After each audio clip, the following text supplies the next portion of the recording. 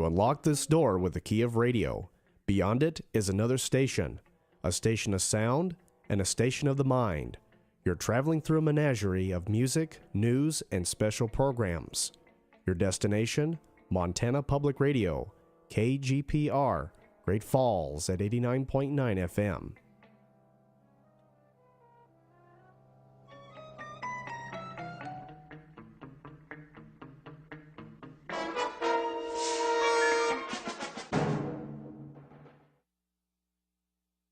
On today's program, a public radio broadcast of Training Robots with Hunter Lloyd, Professor of Computer Science, Montana State University, originally held on February 21st, 2013, as part of the Bringing the U to You lecture series. Mr. Lloyd has conducted extensive research in building and programming robots. He spoke before a packed and receptive audience. Welcome to Voices and Views.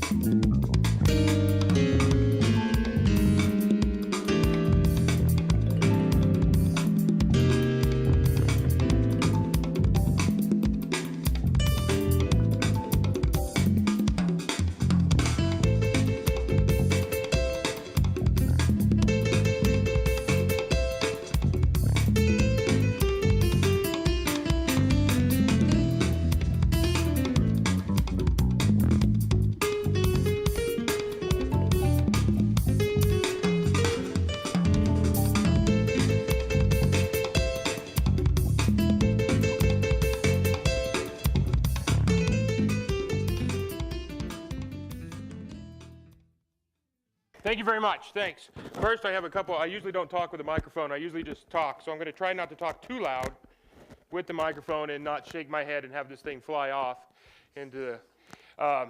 So I'll try to talk with. I'm already talking back. First of all, this morning I left Bozeman. I ironed my clothes and I left them on the back of my closet. So normally I would not be dressed in faded jeans and well, normally I wouldn't iron. But today, for you people, I ironed. And if you could all just go to my house and look on the back of my door, it's really nice. So that's the first thing. Second thing is I usually don't look like this. I usually have longer hair. No, I usually don't have a scab on the end of my nose. I had surgery about 7 weeks ago, and I had a skin graft, and it just won't go away. So I've had this, I've done probably... Well, I've taught, and then I've done probably 10 talks in January, and this has been there. And a couple of times I forgot to mention it, so I'm sure they were staring at me the whole time. But nobody has said anything to me about it until today. On the way here, I stopped at Wheat, Montana, and there was like 5 people in line in front of me, and the lady behind the register goes, "Sir, you've got something on your nose."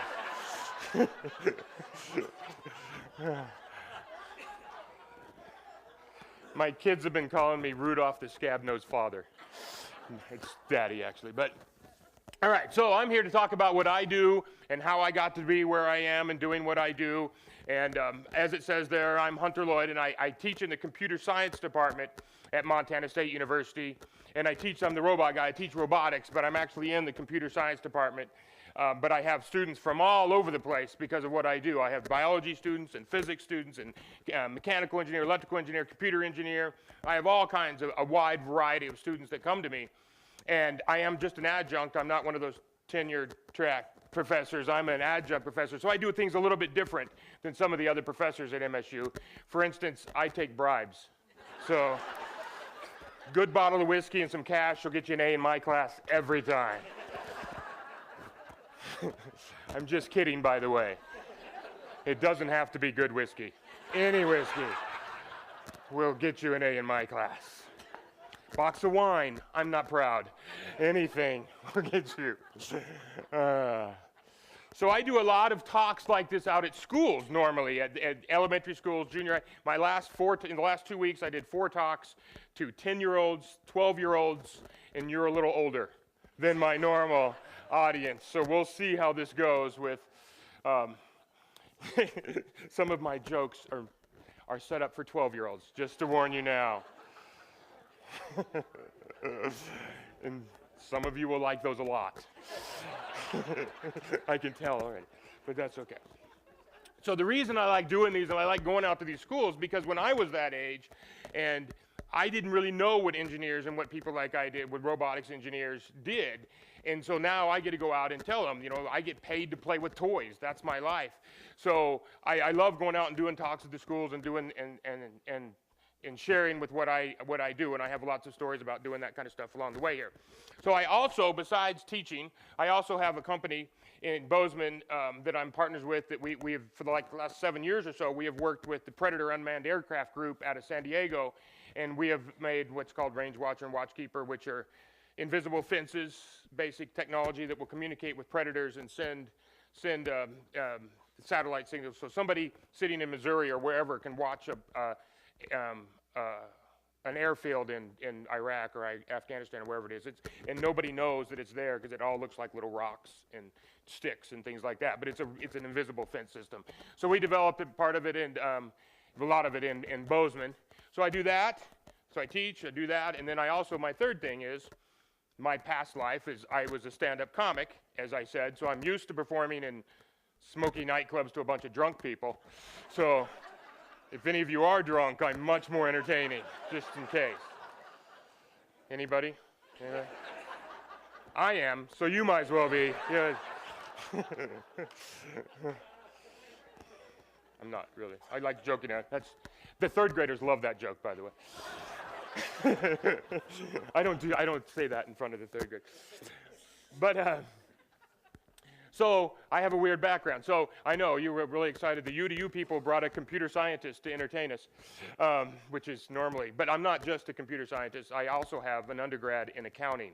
So I'm really excited. I was a double major in college, accounting and creative writing, which I thought was perfect till I realized creative accounting goes to prison. So I switched majors shortly after that. Actually, what I did is I quit college. In my about to be a senior year in college, I quit and I went on the road to be a comedian and performing all over the country at nightclubs. And as I said, and my parents were very proud, by the way. My dad used to tell the story, I quit college to go to clown college. But anyway, I toured around the college. And I got to open for people like, as it said there, I got to work with Jerry Seinfeld and Tim Allen, and I was on several TV shows and things. And so now when I talk to the third graders, Tim Allen was the voice of Buzz Lightyear in the Toy Story movies. So I can say I worked with Tim Allen, and they all stare at me, and then I say, I opened for Buzz Lightyear, and I'm a rock star in the third grade in the junior highs, which is really neat. So how I got to where I am now, though, so I was out touring around doing the comedy thing, and I wanted to quit.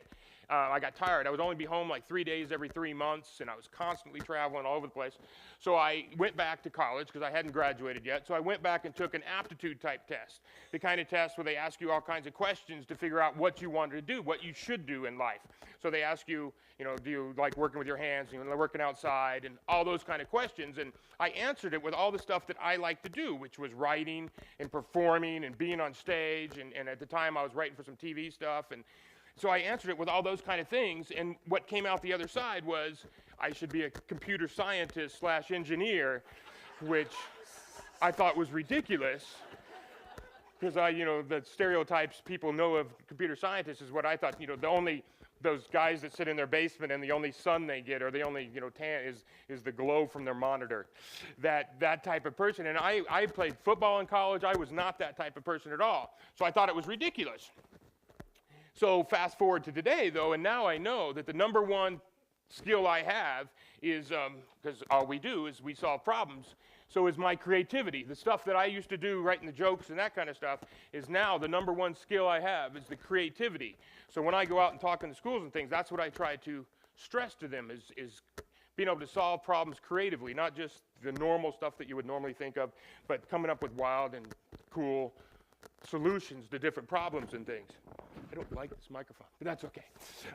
So that's what I go out and do. So I went to school in undergrad when I was doing this, and I was touring around, and I went to New Mexico State University. You guys, thank you. Yeah. Nobody ever heard of her, ever cheers, because it's the worst Division I football team in America, so nobody ever does it. I went to school there for 7 years, and in 7 years, we won 7 football games the whole time I was there. And I actually played football when we went there. So we played University of Oklahoma one year when I was there, and we lost 73-3. And we threw a huge party because we scored. We were like, 3 points. We were very excited about that. And this is this has nothing to do with robotics, but this is a true story. So this is what happened in the game. We kicked off the opening kickoff of the game to Oklahoma. They fumbled the ball around, and we recovered it on the 3-yard line. 3 plays later, we kicked a 47-yard field goal. And we were winning. 3-0. And then we gave up 73 unanswered points. So it wasn't the greatest. But we actually had a girl try out for the football team. And that's how I lost my spot, as a matter of fact. Because I got cut from the worst Division I football team in America. It's pretty bad when they tell you you're not good enough to be a loser. But that was me. So I went off on the road and did comedy for several years. I did it for about 6 years before I came back and finished school, and then went on to grad school. And I actually went to grad school at MSU, Montana State, because my parents, I grew up in Oklahoma, New Mexico, California, and Texas, but my parents graduated from Absaroka High School, both of them, so I had ties to Montana, and that's what brought me back to Montana to be able to go on and do that. So the first thing I like to do when I go out and talk to the schools and when I talk about creativity and things is give my first example of how when I went back to college and I was having a problem and I needed to creatively solve this problem. So I was used to performing at night, going out at night and performing at night, and it turns out when I quit and went back to school, grad school starts in the morning, turns out. And I wasn't real good at that. So I invented what's called snooze ball. And what snooze ball is an alarm clock. And so what would happen is I would set my alarm in the morning, my alarm would go off, I'd wake up, and I'd reach over and hit the snooze button. And nothing ever turned my brain on. 10 minutes later, my alarm would go off, I'd hit snooze button. 10 minutes later, snooze button. 10 minutes later, pretty soon it was dinner time, and I slept through all my classes. So I needed something in the morning to be able to turn my brain on. So I invented snooze ball. And what snooze ball is an alarm clock that's like a Nerf ball. And when the alarm goes off, you get to pick it up and throw it. And when it hits the wall, it snoozes. And then 10 minutes later, when the alarm goes off, you got to get out of bed and go find it wherever it's bounced around your room and pick it up and throw it again. So then I came up with Snooze Ball 2.0, and Snooze Ball 2.0 is like a little doll. And when the alarm goes off, you get to reach over and grab the head and rip the head off the doll and then throw the head across the room. So I always talk about that in my classes and things. And then about 2 months ago, the Jay Leno show called me out of the blue and said, "We want to put Snooze Ball on the show." And I was like, "Well, I just talk about it. I've never built one." So, so this is on a Thursday. On Friday, they called back and they said, "Can you send us a prototype on Monday?" I said, "Sure." So we went to Walmart and bought a teddy bear, and we went off and my wife sewed it all together and sewed it together, and then I have it, and it just got back from the Leno show yesterday, and it didn't actually make it on the show, though. The day of the taping was January 16th, and they changed the format of their skit about 3 o'clock in the afternoon, and I got bumped from the show. But this was Snooze Doll, and I just got it back yesterday, and I just tested it thinking it was working because it was working when I sent it, but it didn't work. Something got loose. But I sent them a little cell phone, and it's got an alarm button, and it says test, and you hit the test, and it starts beeping. And when the head's on here, you hit test, and it starts beeping. The phone starts beeping as your alarm. When you remove the head, it sends a signal to the phone, and it changes the phone from beep, beep, beep to a scream. And then you throw it, and when you throw it, it will then say, "You may hibernate," because it's a bear, and you can go back to sleep. And then 10 minutes later, when the alarm goes off again, you can't turn the alarm off till you put the head back onto the body. So that was Snooze Doll that was supposed to be on the Leno show, but unfortunately it got bumped the night before. So, which is okay, because the skit they ended up doing was terrible, and I really didn't want my little bear to be in there. But anyway, So I get a lot of offers to buy these things, but I've never actually produced them. I've looked into it, but I've never done it. But I built it, and it works till today. It always worked up to that point. So that was Snoozeball. So that's my. So then I like to try to, at that point, talk to the kids about solving problems and being creative. And I used to always show them logic problems at that point, and I don't do that anymore. But I put this one in here today. There's Snoozeball, 1.0, 2.0, and then I've got literally I have another one that's called what's it called? I can't believe I can't think of my own.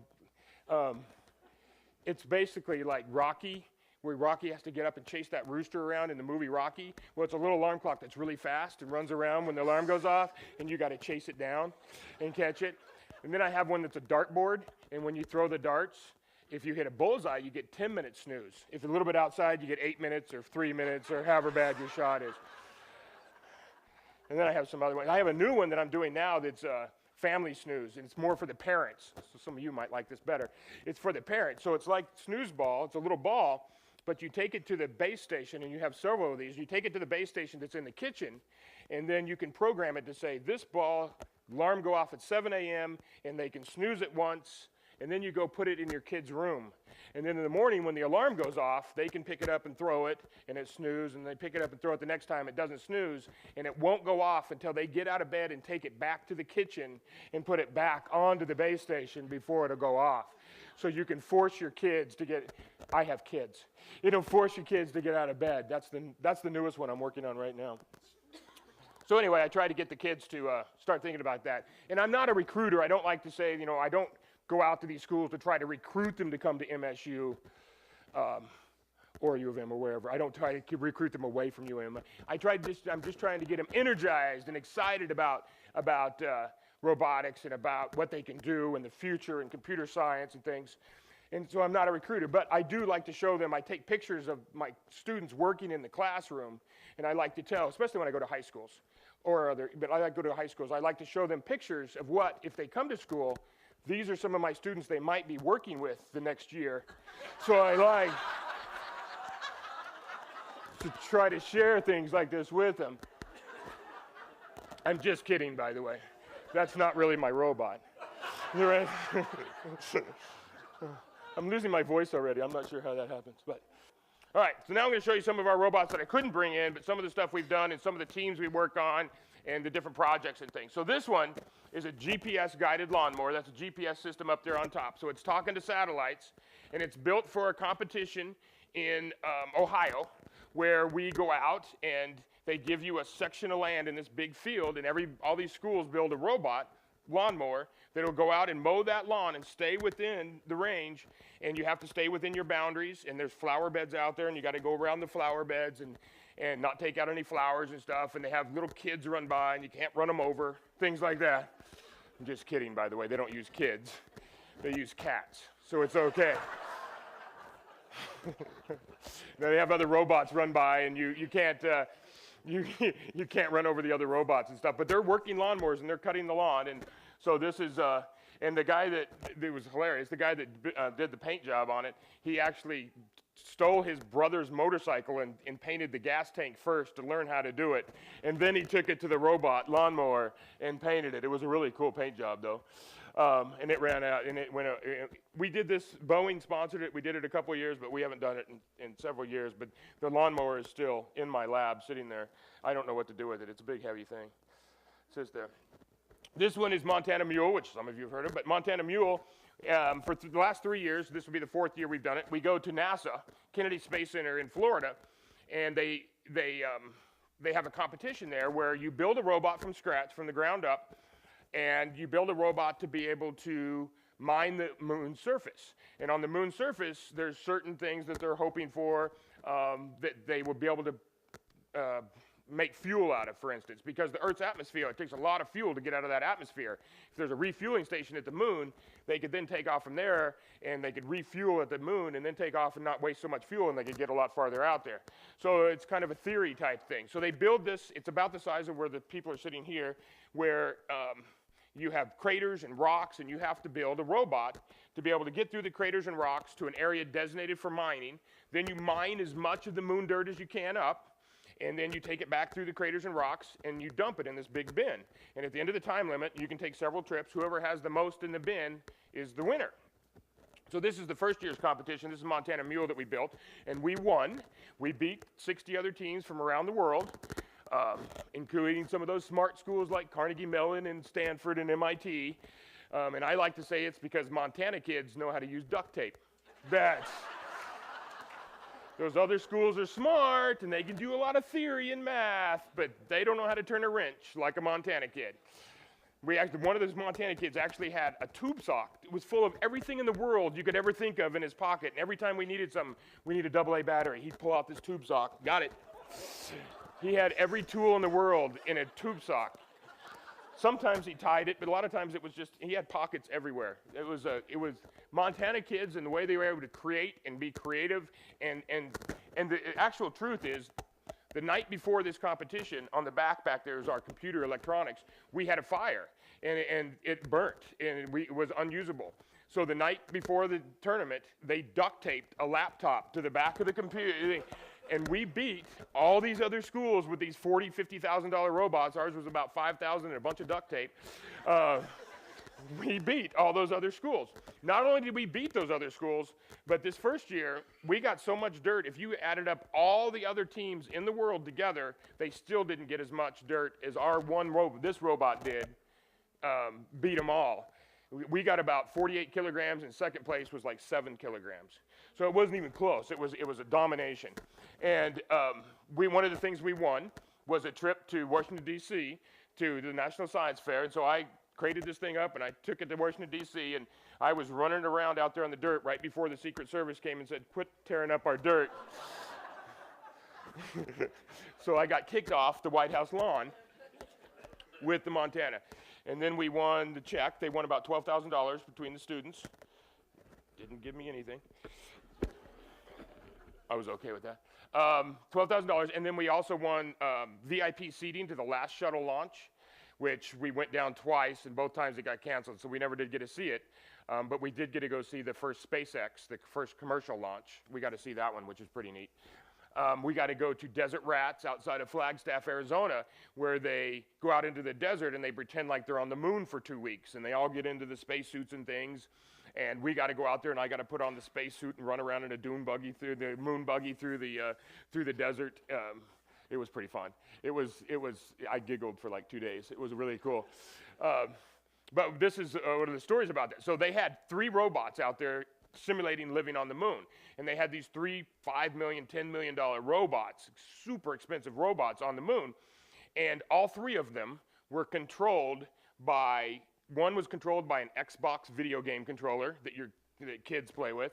Another one was controlled with a Wii controller, which is another Xbox type, video game, console game that kids play on computers these days and on TV these days.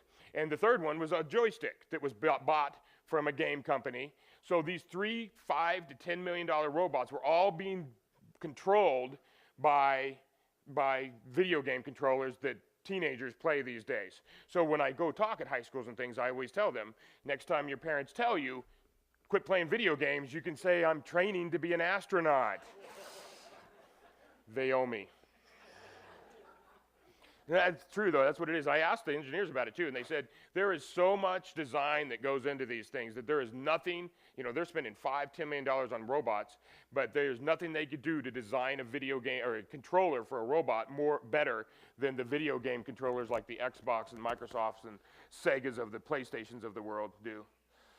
Then we have another one that's autonomous submarine, and the autonomous submarine, we put a submarine in San Diego. We send it down to San Diego, and it goes through the water and has to shoot torpedoes at targets, and it has to go through certain shapes. You get a certain shape. There's circles and squares, and you have to pick out your shape and go through the shape.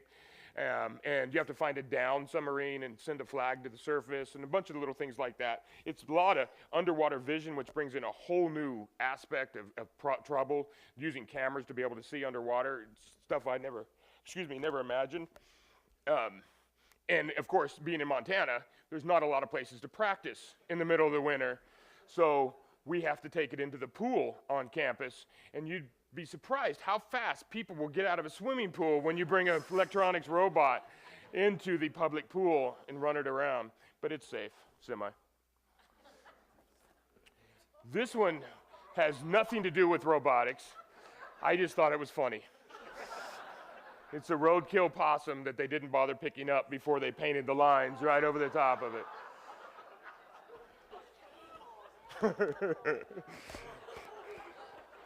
See, I don't think a robot would do that. I think a robot would move that first. So this was last year's competition robot that we took down to NASA last year, and we made the cover of a magazine. This is like the second largest robotic magazine in the world, and we made the cover of the magazine. And you see, this year it had a barrel out in front, and it would turn one way and dig, and then it turns the other way, and it has coils in there that would hold the dirt. And then when it turns the other way, it would throw it out into the bin. So this was the second. Last year there were 60 robots from around the world. Out of those 60 robots, probably 14 of them actually could move. The moon dirt that they put in this thing, the simulated moon dirt, is so weird. It's like flour. It's like a flour that is really fluffy and it will fly all over the place, but you can bury in it so fast. Almost everybody buries. This one moved great. It was the second best robot there, really. At university, I used to brag that I've never lost to an SEC team in robotics, and we lost to the University of Alabama this year, which was depressing. And we actually lost to Iowa State, too. So I lost to a SEC and a Big 12 team in the same turn, and I'd never lost to either one of them before. So I flunked all those students. They'll be back this year. No. This year, we're using the same one, but we've ripped off all this metal, and we've found a guy that builds kayaks, and who's a mechanical engineer alumni from MSU, and he's started this new kayak company. So he's got all these composite fiberglass and carbon fiber type building components. So we're making the whole thing now out of carbon fiber. It's going to weigh about 1/10 of what this one did, which is going to get us a lot more points on the other end. And the suspension will all be there, and we're having a different digging wheel that's not so heavy. And so we're going back this year. We're gonna try to do better. That's the plan. Anyway, that's Looney, who made a cover of another magazine. And then I took Looney to the Robo Olympics. And there's an Olympics for robots, yes. And I took him there in San Francisco last April, and we won more medals than any robot in the world. There was 500 robots there, and Looney won more robot medals. He won 5 medals in 6 events. He didn't win the dash because he's not that fast, but he won a lot of other basketball shooting and obstacle course and things. And so that's me with the Montana State and all the medals. And those medals actually had gears that would actually turn and work. It was pretty cool. And there was the robot BattleBots were also there. These things are so, this is a big, the Robot Olympics has these BattleBots, and these things are so loud and so dangerous. And they go out there and they have flamethrowers, and these 2 flamethrowers went against each other, and they leaked gas all over, and then they threw flames, and you could feel the heat through double plexiglass. And then some of them have blades that turn this way, and some of them have blades that turn this way, and they hit each other. They would fly up into the ceiling and take down the lights, and it was the craziest, messed up thing I've ever seen in my life. I really need to build one. But they're remote controlled, and I don't try to do anything remote controlled. I try to do everything autonomous with all of mine. My daughter is 7, and she gets to name all the robots at our school. So every time anybody has a robot that's worth a darn, she gets to come out, and so my robot, most people have robots named Tank and Crusher and Killer. Mine are Sparkles and Puddles and Krusty. I'm okay with that. So anyway, the reason I like this one is because it's the first interdisciplinary project we had with robotics, where a mechanical engineer came along with one of my classes, and he designed the legs. Each leg has 3 motors to be able to move around. So there's 12 motors on this for each of the 4 legs. And then the computer scientist came along and put this stuff and made it smart, made it the timing to be able to have it walk and things. So it was interdisciplinary to come together. Excuse me. And I'm a computer scientist, so I like the computer scientist part of it. But the mechanical engineer part, I like, when I'm talking to the kids and things at this point, I like to point out what mechanical engineers kind of do, working with nuts and bolts and springs and all that kind of stuff. So if you go to the Toy Hall of Fame, the #1 toy at the Toy Hall of Fame, they have like the top 10 toys of all time. The #1 toy at the Toy Hall of Fame was invented by a mechanical engineer. Anybody know what that is? I'll give you a hint, it's very simple. Because #4 is a cardboard box. Number 6 is a stick. So it's very simple, but it's invented by a mechanical engineer. No, hula hoop's a good, no. Slinky, it's a slinky. So this is the story behind it. So it was a mechanical engineer that was working as a mechanical engineer in this big manufacturing plant, and he had this box full of nuts and bolts and springs and things, and he was walking along carrying this box, and he was looking down at the spring, and the spring was kind of sitting there. If you don't know what a slinky is, it's one of those things that kind of looks like a big spring and it goes down the stairs. So he's looking in the box, and it's bouncing, the spring is bouncing around, and he's watching it, and he's not paying attention, and when he gets to the top of the stairs, he trips, and as he's falling down the stairs, he looked at that spring next to him, and he goes, hey, that's neat. And when he got to the bottom, he died, but another guy saw the whole thing and invented the slinky.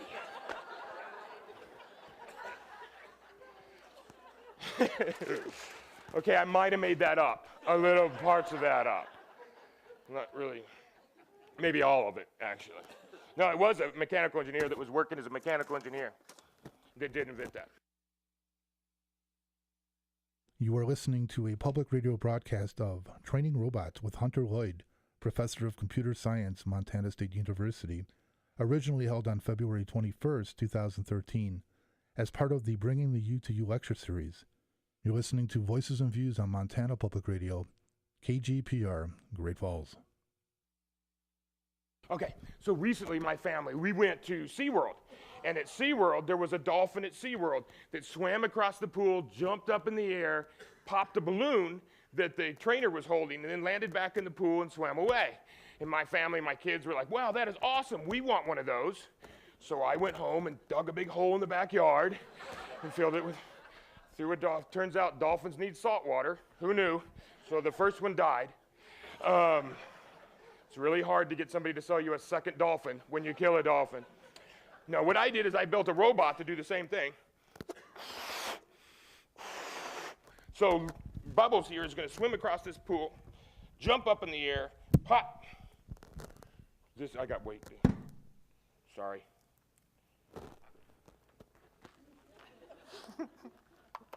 Okay, Bubbles is going to swim across this pool, jump up in the air, pop this balloon, and then hopefully not fall off. Usually he's on a bigger table than this, so hopefully not fall off and shatter, or you might see me cry. We'll try it. And he talks and he's hard to hear, so I'll tell you. He said, hello, Hunter, what would you like to do today? Who are these people? Then he said, who are these people? I will jump up and pop the balloon just like the dolphin. So he said he's going to jump up and pop the balloon just like the dolphin. And he said, lower.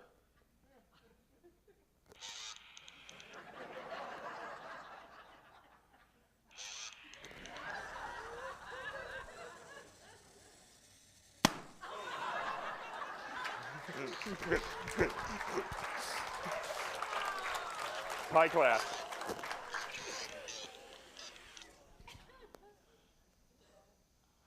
Is he going to say something? I am bored. What can I do now? Are there any single lady robots here? He asked if there's any single lady robots here. So what actually happens there is there's a camera and other things on there, and he's not using any of it. All he's using to be able to do that is ultrasound. So I have ultrasound that's sending out sound waves out the front. I have another one here that has a bunch of ultrasounds along the outside of them here, which I don't have time for this one, so you sit over here. But anyway, it's just sending out sound waves, and that's what an ultrasound does. It's sound waves that you can't hear because it's a different frequency, but it would be just like if you were standing there with a tennis ball against a wall, and if you could throw that tennis ball the exact same speed every time, when it came back to you and when you caught it, if you were close to the wall, you would catch it really fast. If you were farther away, you'd catch it really slow, and that's basically what all the ultrasound. It's sending out a sound wave. If it hits something and bounces back, then it knows how far that thing is because it times it, how long, because the sound wave is the exact same speed every time, so you can tell by timing it how long, how far things are away from you.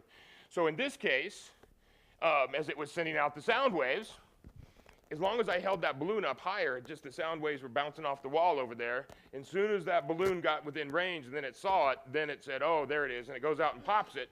And once it pops it, it knows it's gone. There's nothing there anymore, and then it'll spin around. And there's more to it where it uses the camera where if it sees a red balloon, it goes out and goes, ah, and pops it. And if it sees a blue balloon, it says, I love blue balloons. So it won't pop those. So it's just an example of using the ultrasounds. It's how we tell where things are when we're moving around a lot of times.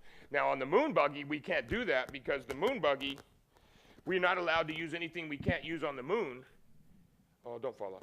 And you can't use ultrasound. There's no atmosphere to use the ultrasound on the moon, so we can't do that.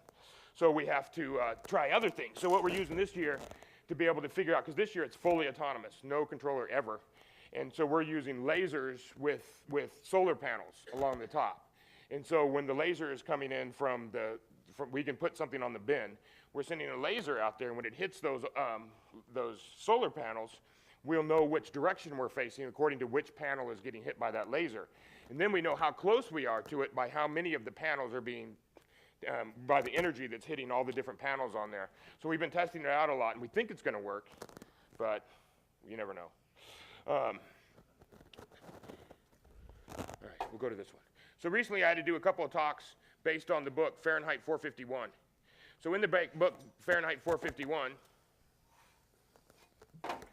that's the book where you can't have books. Nobody's allowed to have books, and so they go out and they burn all the books. And in that book there is a mechanical hound, this mean mechanical hound that goes out through the city streets and searches for people that have books, and once he finds the books, then he kills them. So since I had to do these talks based on that book, I built my own mean, ferocious mechanical hound.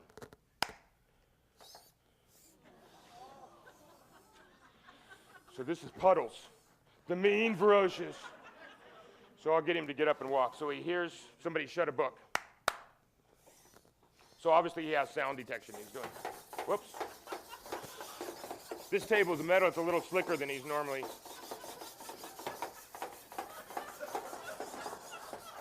Okay, now he's just a dog with worms. No, normally he gets up and he runs around. That's what my dog, yeah, never mind. All right, so he's going to go back to sleep. I'll have him do something else. He's supposed to run, and then if I put my hand out in front, he will back up and go a different direction. But okay, now he's back asleep. This time I'll have him smell a book on me. So now he's up. He's looking around. He smells a book. This is when he gets mean and starts killing.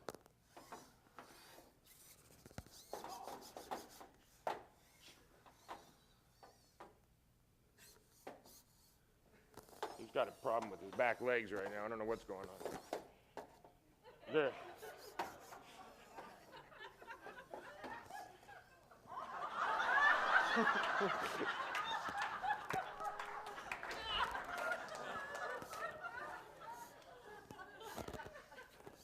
Now he's just kind of showing off. I'll go back to sleep. All right. Now I'm bringing out Looney.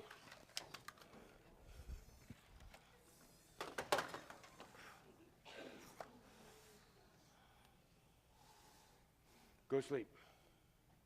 So anyway, this one has sound detection. So all it's doing is sound. So as he's going to sleep here, he's not listening for anything. But then after he goes to sleep, if I make noises, then he wakes back up. And then he has an infrared on the front, which is kind of like ultrasound, but it uses infrared light rays. And when I block that light ray up close, then he knows somebody's there, and then he goes out, except he didn't perform very well. He's in the doghouse.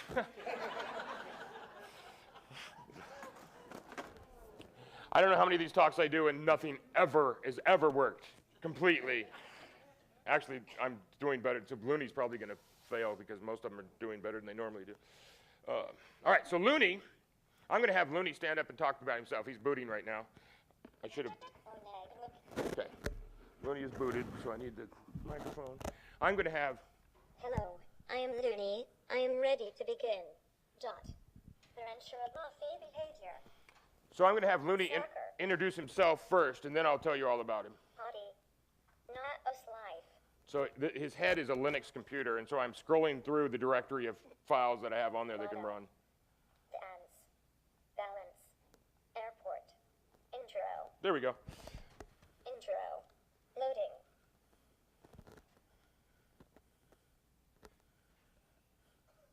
Ready.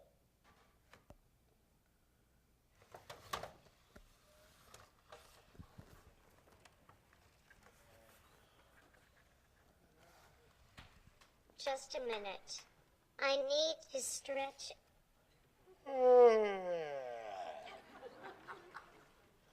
Hello, my new human friends. My name is Looney the Robot. Thank you for allowing me to visit you for this UT talk. Let me take a look at you.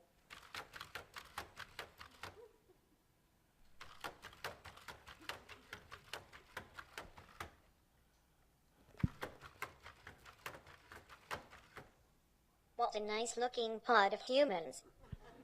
Especially this person over here. I would like to give you a hand for having a lovely city.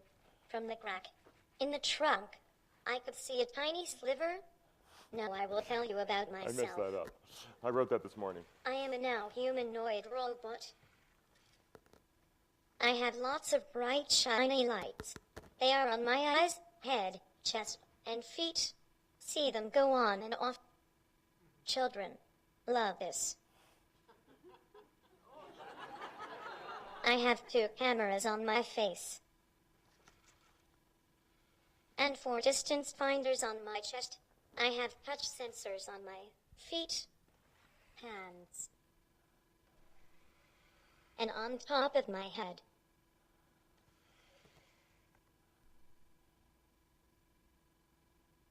This is okay. He's changing languages. Bonjour, je parle français.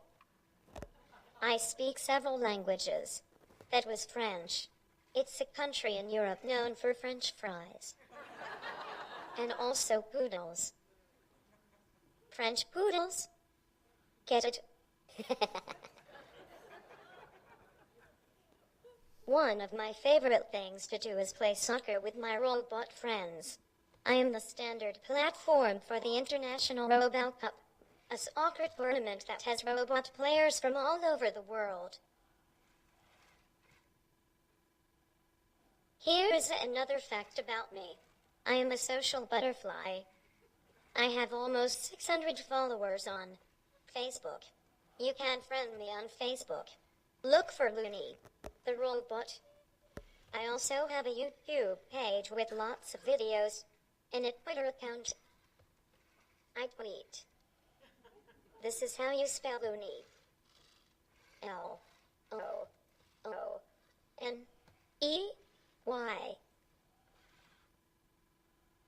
I am almost done. Before I go away, I will leave you with a song.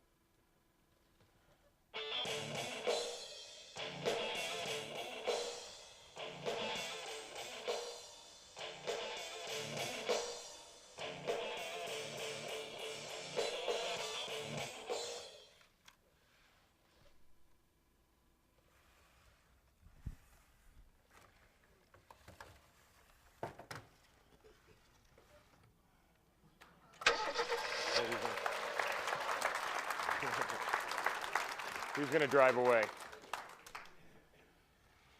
But thank you.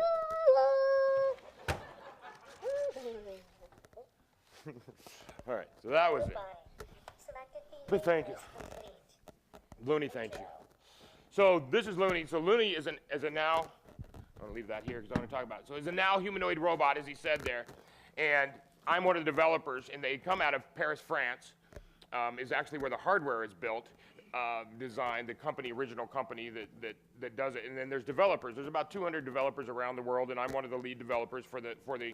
But they're also, as he said there, what's called RoboCup, which is the organization of robotic soccer around the world. And there's several different divisions, but there's a standard platform. And Looney, this type of robot, Looney is not a soccer player, but I have 8 others back at the university in a soccer field, and we play 4-on-4 soccer, and they find the ball, they dive for the ball, they catch the ball. They don't pass very often. They're kind of ball hogs, but they do play soccer back and forth. So I got to go to Mexico City this year to the World Championships, and it's really it's pretty neat to watch. But the company themselves, you can't buy these. They're not commercial right now. But what they do plan on doing in about, well, they've been saying about a year from now for a couple of years now, but they are going to make them commercial where people can go out and buy them. And so part of my job is to fill a store, kind of like an iTunes store for your iPhones. Well, I'm writing applications for him, for anything I can think of, for anybody could come up with. So I have like an alarm clock, for instance, where you use his arms. You raise one arm as minutes, one arm as hours. You set the alarm. And in the morning when the alarm goes off, you can reach over and shake him. And he has an accelerometer and sensors in his body to know when he's being shaken, and he will snooze. And then 10 minutes later, before the alarm goes off, he gets up and he goes somewhere else in your room and hides, and then the alarm goes off again. I got a thing about alarm clocks. I don't know if you noticed that. That's SnoozeBot. But I travel, so I'll show you another one here. So I travel all over I travel all over the U.S. with him, and I push him. I've traveled all over the world with him, for that matter. And I push him in a baby stroller. So this is his stroller, how he gets around. And so I push him through the airports like that, and I have him doing face recognition. So if he sees a human face, he will wave and say hello.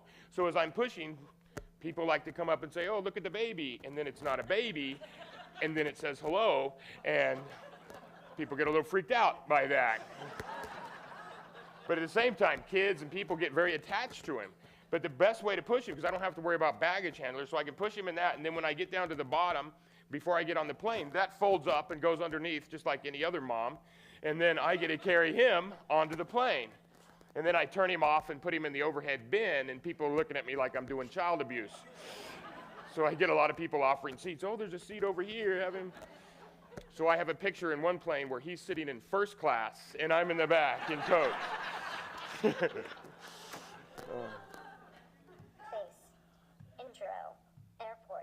All right, so I travel, like I said, with him. I've traveled all over the world with him, and so TSA, security, always want to know, what does he do? What is he? So I wrote this program for the TSA around, and now when I go through the Bozeman airport, they've seen him so many times, they say, aren't you going to play the TSA thing? Even though they know exactly what he is and seen him so many times, they still like it. So he has voice recognition, so he will come on here and he'll ask me a question here in a second, and he doesn't recognize anything I say to him, but if I program it in, I have him look for key words, and I can talk to him. Is it okay if I stand up? So he said, is it okay if I stand up? And now he's waiting for me to tell him, yes. It's the same voice recognition that an iPhone has in it, actually. The Siri that you hear on the commercials and things. So this is for the TSA. Hello, human airport security person. My name is Looney, the robot. Am I in trouble? No.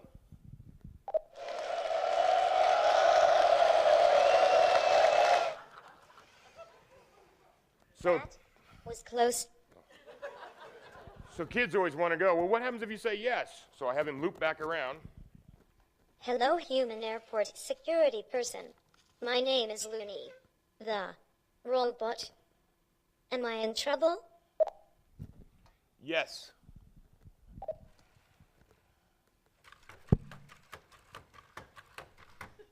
You will never catch me.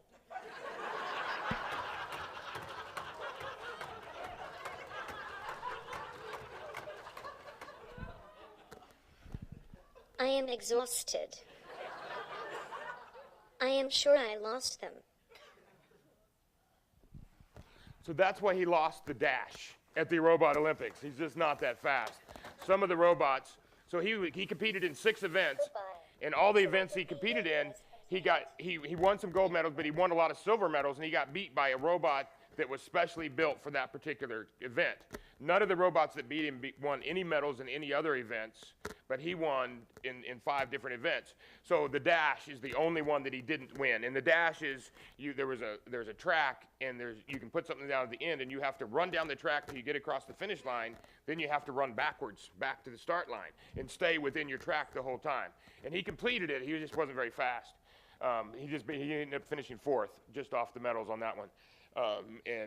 But he did win for basketball, is what he won a gold medal for, which is you have a tabletop like this that's a white tabletop, and he has to find a ping pong ball, an orange ping pong ball. He goes over and he picks it up, and then he moves back over to a line, and then he shoots into a cup that's about this far away.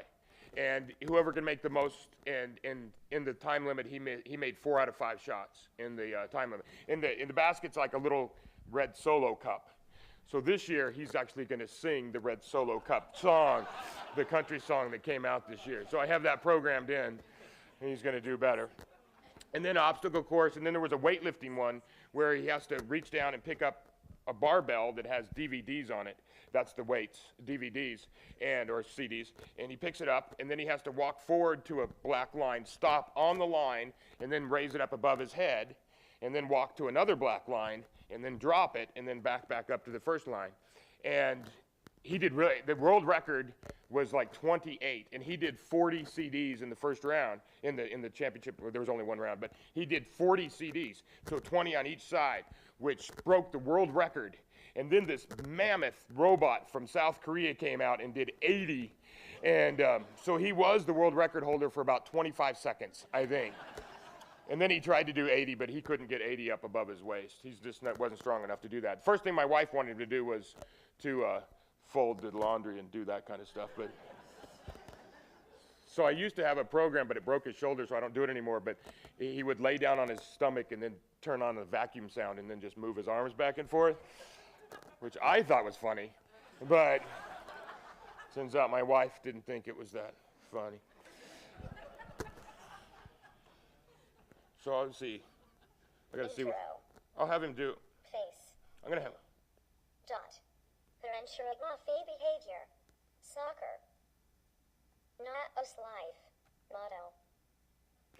that model. That's what I'm working on, right? He's like acts like a supermodel, and when I take a picture with my phone and he sees the flash, he'll change poses, and I have him playing this "I'm Too Sexy" song in the background when he's doing it. Balance. All right, this is a balance one. Loading. This one, there's a lot of videos of there's about 1,000 of these around the world, and we have 10 of them in Bozeman. There's about 100 of them in America, I think, 110 of them or so, and we have about 10% of them in Bozeman throughout the world. I mean, through America. But they're all researched, like Notre Dame has them, University of Texas has them, Carnegie Mellon has them, MIT has them, Stanford has them, and MSU. Mm-hmm. So if you look at the different ones, this is a video. The first part, I didn't write this part. This is a common video that is kind of a demo that they do just to show you how well they can balance and do their own little thing here. I haven't tested it on this table yet, but he's going to do some Tai Chi. So he has full internet access. He has, some of them actually have cell tower access too. I don't have it on this one, but his eyes are actually not the cameras.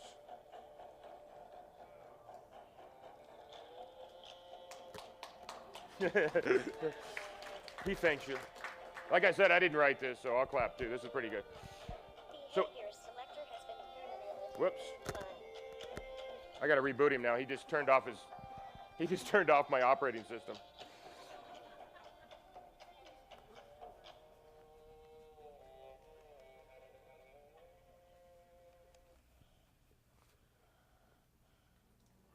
Right, he's not quite done.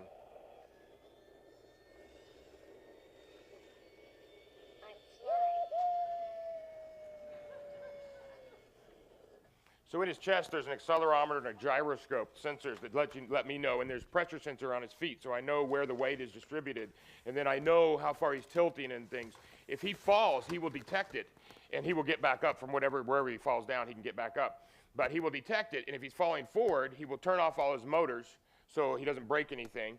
And if he's falling backwards, he will actually send his hips back to protect his head, and then he hits his hips first, and then falls over backwards. So he detects which way he's falling when he does that. So like I said, let me see.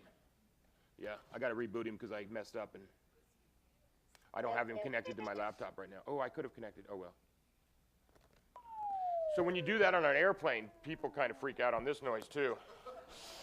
It's not a great noise for the airplane. So I'll tell you a little about him as he's He takes about 60 seconds to boot up, maybe. I got one more that I'll show you, because my time's just about up, but, or it is up probably. His eyes are actually, his cameras are actually this little hole and the little hole here, and his eyes are actually like a remote control for your TV. So I can tell him ESPN, and he will change to channel 206 on my TV. Another one of my wife's favorite. And then he's got 4 microphones, so I can do spatial hearing with him, so I can talk over here, and if I come into a room talking, if I have it running, he will turn and look to where the sound is coming from. So you can get a feeling of kind of how he can communicate with you. And one of the things I've been working on is I got hired by a British hospital, and I've been writing programs for children with autism. And so the children with autism have really been accepting this guy better than they accept any humans. So I've written, like the last one I did is a red light, green light game where he will play red light, green light, and he will detect motion and send the players that move back to the starting line. And the kids, I haven't seen them play it, but I hear they love it. And he has full internet access, like I said, so there's a lot of different things that you can do with internet and things. Now he's back up. Hello, I am Looney. I am ready to begin. Soccer, potty, not a slide. I won't make him do potty, but it's the answer to whether he's a male or female.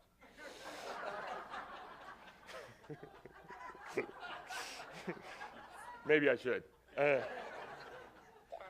Dance. All right. So I'm going to apologize for this already. It's been a big hit for a while, but now people are getting a little sick of it. I'm a little sick of it, so I'm just going to apologize right off the bat. So I did this with an animator out of Paris that's a 3D animator, and we did this little, it's very short. Oppan Gangnam Style. Gangnam Style. Oppan Gangnam Style. Gangnam Style. Some of you have heard of this. Okay, thank you very much. Thank you.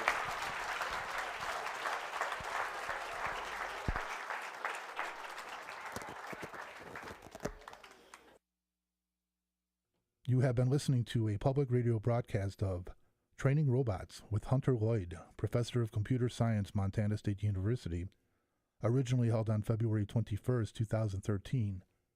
As part of the Bringing the U to You lecture series, Mr. Lloyd has conducted extensive research in building and programming robots and was well received before a packed and receptive audience.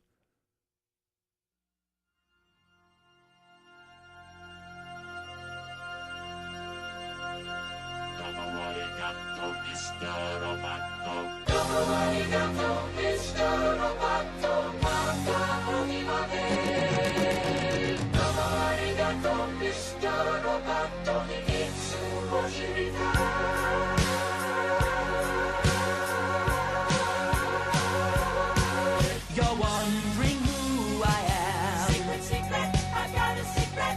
Machine or mannequin. Secret, secret, I've got a secret. With parts made in Japan. Secret, secret, I've got a secret. I am the modern man.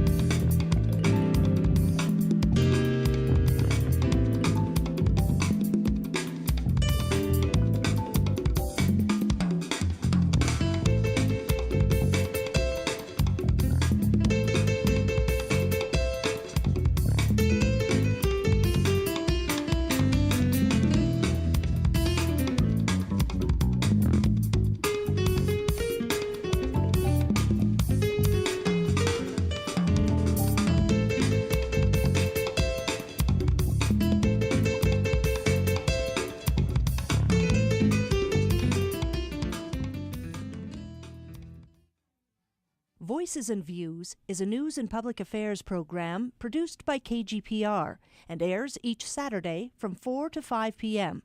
If you have a news or public affairs topic you would like covered on the program, please let us know by calling KGPR at 268-3739 or email us at kgpr@msugf.edu. Please join us each Saturday at 4 p.m. for Voices and Views on KGPR Montana Public Radio.